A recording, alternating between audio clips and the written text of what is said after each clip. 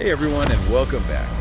Today, we're going to be diving deep into something a little different, but something I know a lot of you fight fans out there have been thinking about. Oh yeah, this is a good one. So we've got two absolute legends that we're putting in the hypothetical ring today. On one side, we've got Cynthia Rothrock, the queen of martial arts movies. Yeah. And on the other, we've got the baddest man on the planet, Iron Mike Tyson.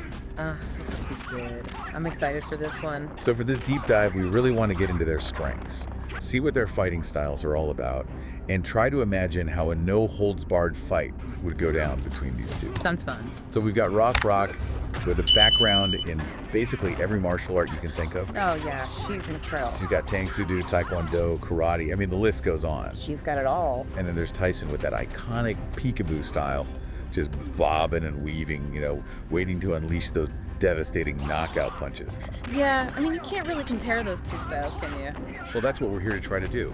Like, could Rothrock use all that speed and fancy footwork to maybe outmaneuver Tyson's raw power? Right. Good question.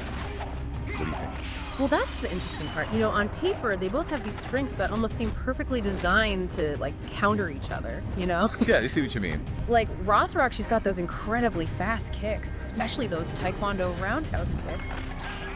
Man, those are lethal. Yeah. And you could definitely imagine her, using those to keep Tyson at a distance, especially since he's not exactly known for his kicking, right? Yeah, fair point. But here's the thing. You've got to remember that Tyson's peekaboo style, with that crazy head movement and tight guard, it's specifically meant to counter those big swinging kicks. Oh, interesting. Yeah, it's a style that's made to, slip punches and then come back with those devastating counter punches. So, even if Rothrock does manage to land a kick, you have to remember we're talking about a guy who took punches from Lennox Lewis, Evander Holyfield. I mean, these are heavyweight champions. Yeah, some of the hardest hitters in boxing history. Exactly. So the question is, could Rothrock even generate enough power to stop Tyson in his tracks? I'm not sure. Yeah, it's starting to sound like it's not looking too good for her. Well, and that's not even taking into account Tyson's power. It wasn't just brute force, He was strategic about it, Oh yeah, he had a plan. He was constantly moving forward, putting on the pressure, and then slipping inside his opponent's guard before they even knew what hit them. It's kind of terrifying when you put it like that. Oh, absolutely. Imagine this.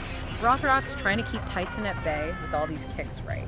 Okay. He bobs, he weaves, takes a couple of hits, and then bam, he's inside, unleashes a massive hook to the body, and Rothrock.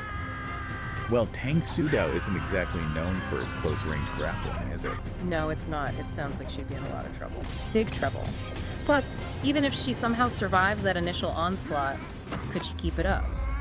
Tyson had incredible stamina. He'd just keep coming and coming, round after round. Just wearing her down with each punch. Exactly. This is starting to sound more and more like a mismatch. Well, it's a real fight we're talking about, right? It's not like the movies where they can choreograph everything. There are no stunt doubles or retakes. Life or death. It's all real.